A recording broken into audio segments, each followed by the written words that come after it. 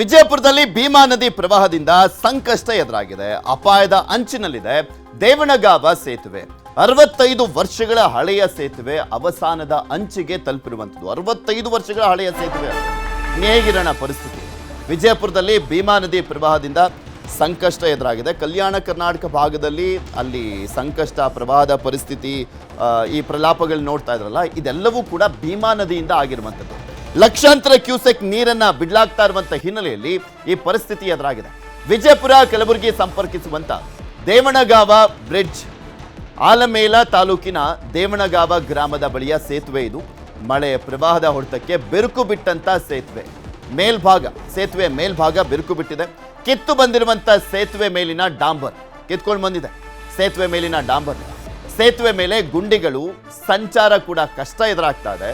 ಜೀವ ಭಯದಲ್ಲೇ ವಾಹನವನ್ನ ಓಡಿಸ್ತಾ ಇದ್ದಾರೆ ಸವಾರರು. ಬಿಕಾಸ್ ಬೇರೆ ಆಲ್ಟರ್ನೇಟಿವ್ ವೇನೇ ಇಲ್ಲ, ಅಲ್ಲಿ ಪರ್ಯಾಯವಾದಂಥ ಮಾರ್ಗ ಇಲ್ಲ, ಅದರಲ್ಲೇ ಓಡಾಡಬೇಕಾಗಿದೆ. ಅದನ್ನಾದರೂ ಸರಿ ಮಾಡಿಸ್ಕೊಟ್ರಪ್ಪ ಅಂದರೆ ಒಬ್ಬರು ನೋಡ್ತಾ ಇಲ್ಲ ಆ ಕಡೆ. 1963ರಲ್ಲಿ ನಿರ್ಮಾಣ ಮಾಡಿದ್ದಂಥ ಸೇತುವೆ ಅದು. 2002ರಲ್ಲಿ ಸೇತುವೆ ಮೇಲ್ಭಾಗ ಮರು ನಿರ್ಮಾಣ ಮಾಡಲಾಗಿತ್ತಂತೆ. 2002ರಲ್ಲಿ. ಅದು ಹೇಗಿದೆ ಪರಿಸ್ಥಿತಿ ನೋಡಿ. ಅದು ಯಾವನಾದರೂ ಸೇತುವೆ ಅಂತ ಹೇಳ್ತಾನೆ? ತಗ್ಗು ದಿಣ್ಣೆ ಎಲ್ಲವೂ ಇದೆ. ಮೊದಲೇ ಸೇತುವೆ ಈ ಲೆವೆಲ್ಲಿಗೆ ಹಾಳಾಗೋಗಿರುವಂಥದ್ದು. ಬಿರುಕು ಕೂಡ ಬಿಟ್ಟಿದೆ ಆ ಸೇತುವೆ. ಯಾವಾಗ ಏನಾಗುತ್ತೆ ಗೊತ್ತಿಲ್ಲ. ದೊಡ್ಡ ದೊಡ್ಡ ಗಾಡಿಗಳು, ಅಭಿವೃದ್ಧಿ ಅನ್ನುವಂಥದ್ದು ಯಾವ ಲೆವೆಲ್ಗಿದೆ ಅನ್ನುವಂಥದ್ದು ನೋಡಬೇಕಿದ್ರಲ್ಲಿ. ಅಲ್ಲಿನ ಶಾಸಕರು ಯಾರಾದರೂ ಅಕಸ್ಮಾತ್ ಎದ್ದಿದ್ರೆ, ಅಕಸ್ಮಾತ್ ನ್ಯೂಸ್ ಚಾನೆಲ್ ನೋಡ್ತಾ ಇದ್ರೆ ನೋಡಿ ನಿಮ್ಮ ಕ್ಷೇತ್ರದ ಪರಿಸ್ಥಿತಿ ಹೆಂಗಿದೆ ಅಂತ.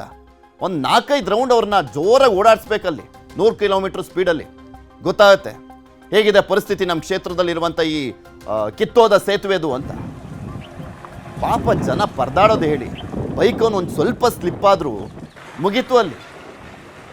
ಆ ಸೇತುವೆ ಮೇಲೆ ಕೆರೆ ಇದ್ದಂಗಿದೆ. ಆ ಸೇತುವೆ ಕಟ್ಟಿರೋದೇನು ಆ ನದಿಗೆ ಪರ್ಯಾಯವಾಗಿ ಕಟ್ಟಿರೋದು. ಆದರೆ ಆ ರೋಡೇ ನದಿ ಇದ್ದಂಗಿದೆ. ನೋಡಿ ಹೇಗಿದೆ ಪರಿಸ್ಥಿತಿ. ಆ ಗಾಡಿ ಬರಬೇಕಾದ್ರೆ, ದೊಡ್ಡ ದೊಡ್ಡ ಗಾಡಿಗೆ ಬರಬೇಕಾದ್ರೆ ಏನಾದರೂ ಸ್ವಲ್ಪ ಬೈಕವರು ಸ್ಲಿಪ್ಪಾಗಿ ಬಿದ್ದರೂ ಮುಗೀತು ಕತೆ. ಆತನದ್ದು. ಇಂಥ ಪರಿಸ್ಥಿತಿಯನ್ನು ಎದುರಿಸ್ತಾ ಇದ್ದಾರೆ ಅಲ್ಲಿನ ಜನ.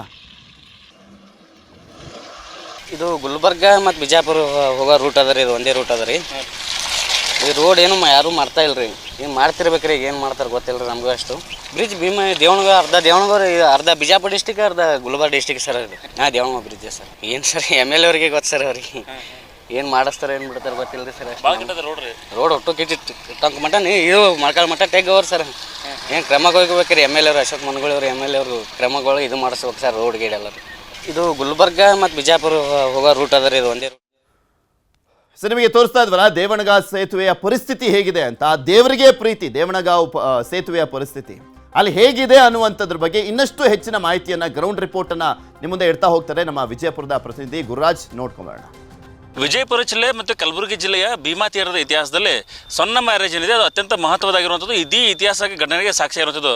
ಆದರೆ ಇತಿಹಾಸದಲ್ಲಿರುವಂತಹ ಬ್ಯಾರೇಜ್ ಮತ್ತು ಅಥವಾ ಸೇತುವೆ ಈಗ ಹೇಗಿದೆ ಅಂತೇಳಿ ನಿಮಗೆ ತೋರಿಸ್ತೇನೆ. ಭಾಳಷ್ಟು ಆಶ್ಚರ್ಯ ಆಗ್ಬೋದು. ಮತ್ತು ಈ ರೀತಿಯ ಒಂದು ಅಳಿವಿನಂಚಿಗೆ ಸೇತುವೆ ಬಂದಿದೆ ಅಂತೇಳಿ ನೀವು ಕಣ್ಣಾರೆ ನೋಡ್ಬೋದಾಗಿದೆ. ನನಗೆ ಅದೇ ಸೇತುವೆ ಮೇಲೆ ಇದ್ದೇನೆ. ದೇವಣಗಾಂವ ಗ್ರಾಮದಲ್ಲಿರುವಂತಹ ಮತ್ತು ವಿಜಯಪುರ ಮತ್ತು ಕಲಬುರಗಿ ಜಿಲ್ಲೆಯ ಕನೆಕ್ಟಿಂಗ್ ಆಗಿರುವಂತಹ ಒಂದು ಸೇತುವೆ ಇದು. ಈ ಸೇತುವೆ ಪರಿಸ್ಥಿತಿಗೆ ನೀವು ನೋಡ್ತಾ ಇರ್ಬೋದು.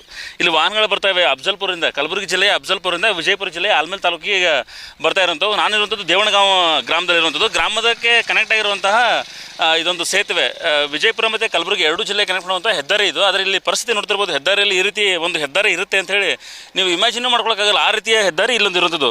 ಮತ್ತು ಈ ಸೇತುವೆ ಇದೆಯಲ್ಲ, ಇದು ಭೀಮಾ ತೀರದ ಇತಿಹಾಸದಲ್ಲಿರುವಂತಹ ರಕ್ತಸಿಕ್ತ ಅಧ್ಯಾಯದ ಪ್ರಮುಖ ಸಾಕ್ಷಿಯಾಗಿರುವಂತಹ ಸೇತುವೆ ಇದು. ಆ ಸೇತುವೆ ಮೇಲೆ ನಿಂತ್ಕೊಂಡು ನಾನು ನಿಮಗೆ ಪರಿಸ್ಥಿತಿಯನ್ನು ತೋರಿಸುವಂಥದ್ದು. ಈಗ ನಾನು ಎಡಭಾಗದಲ್ಲಿ ನೋಡ್ತಾ ಇರ್ಬೋದು ಭೀಮಾ ನದಿ ತುಂಬಿ ಹರಿತಾ ಇದೆ. ಅದು ಸೊನ್ನ ಬ್ಯಾರೇಜ್ ಇದೆ ಪಕ್ಕದಲ್ಲಿ, ಅದನ್ನು ಸಹಿತ ನೋಡ್ತಾ ಇರ್ಬೋದು. ಈ ಸೊನ್ನ ಬ್ಯಾರೇಜು ಮತ್ತು ಭೀಮಾ ತೀರದ ಎಲ್ಲವೂ ಇದೇ ಪರಿಸ್ಥಿತಿ ಈಗ ಇರುವಂಥದ್ದು.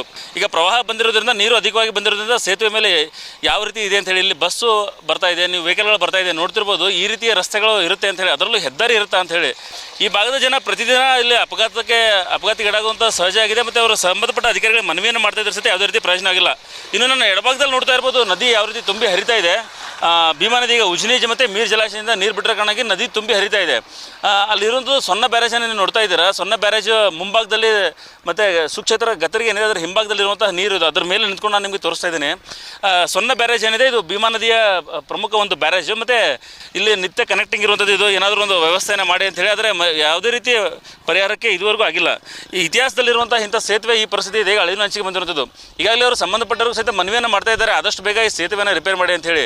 ಯಾಕಂದರೆ ಇದು ಯಾವುದೋ ಒಂದು ಗ್ರಾಮೀಣ ಭಾಗಕ್ಕೆ ಹೋಗ್ತಾ ಇದ್ದರೆ ಅದನ್ನು ಹೋಗಲಿ ಬಿಡ್ಬೋದಾಗಿತ್ತು. ಆದರೆ ಇದು ಪ್ರಮುಖವಾಗಿ ಎರಡೂ ಜಿಲ್ಲೆಗಳಿಗೆ ಕನೆಕ್ಟ್ ಮಾಡುವಂತಹ ಮತ್ತು ಮುಂದೆ ಬೇರೆ ಬೇರೆ ರಾಜ್ಯಗಳಿಗೂ ಸಹಿತ ಕನೆಕ್ಟ್ ಮಾಡುವಂತಹ ಸೇತುವೆ ಆಗಿರೋದ್ರಿಂದ ಮತ್ತು ಇತಿಹಾಸದಲ್ಲಿ ಇರುವಂತಹ ಸೇತುವೆ ಇದು. ಪ್ರತಿಯೊಬ್ಬರು ಭೀಮಾ ತೀರದ ಹಂತಕರು ಸುದ್ದಿಗಳನ್ನು ನೋಡಿದಾಗ ಅಥವಾ ಅದರ ಎಪಿಸೋಡ್ ನೋಡಿದಾಗ ಈ ಸೇತುವೆ ಖಂಡಿತವಾಗಿ ನೋಡಿರ್ತಾರೆ. ಈ ಸೇತುವೆ ಇಲ್ಲದೆ ಯಾವುದೇ ಕಾರಣಕ್ಕೂ ಭೀಮಾ ತೀರದ ಎಪಿಸೋಡ್ ಕಂಪ್ಲೀಟ್ ಆಗೋದಿಲ್ಲ. ಅಂತಹ ಪ್ರಮುಖವಾದಂಥ ಇತಿಹಾಸ ಸೇತುವೆ ಇದು ಈಗ ಅಳಿವಿನ ಅಂಚಿನಿಗೆ ಬಂದಿರುತ್ತದೆ. ಹಾಗಾಗಿನೇ ಇಲ್ಲಿ ಸಂಬಂಧಪಟ್ಟ ಶಾಸಕರಾಗಿರುವಂತಹ ಅಶೋಕ್ ಮನ್ಗಳೂರಿಗೂ ಸಹಿತ ಇಲ್ಲಿ ಜನರು ಮನವಿ ಮಾಡ್ತಾ ಇದ್ದಾರೆ, ಆದಷ್ಟು ಬೇಗ ಸೇತುವೆಯನ್ನು ರಿಪೇರ್ ಮಾಡಬೇಕು ಅಂತೇಳಿ. ಯಾಕಂದರೆ ಪ್ರತಿನಿತ್ಯವೂ ಎರಡೂ ಜಿಲ್ಲೆಗೆ ಸಾವಿರಾರು ವಾಹನಗಳು ಸಂಚಾರ ಮಾಡೋದ್ರಿಂದಾಗಿ ಬಹಳಷ್ಟು ಸಮಸ್ಯೆ ಆಗ್ತಾ ಇದೆ ಅಂತೇಳಿ ಈ ಕೂಡಲೇ ಇದನ್ನು ಆದಷ್ಟು ದುರಸ್ತಿ ಮಾಡಬೇಕು ಅಂತ ಹೇಳಿ ಅವ್ರ ಆಗ್ರಹವಾಗಿರುವಂಥದ್ದು. ಮುಂದಿನ ದಿನಗಳಲ್ಲಿ ಶಾಸಕರು ಇದರ ಬಗ್ಗೆ ಕ್ರಮ ಕೈಗೊಳ್ತಾರೆ ಅಂತ ಹೇಳಿ ಕಾದು ನೋಡಬೇಕಾಗಿದೆ. ಗುರುರಾಜ್, ವಿಜಯ ಕನ್ನಡ, ವಿಜಯಪುರ.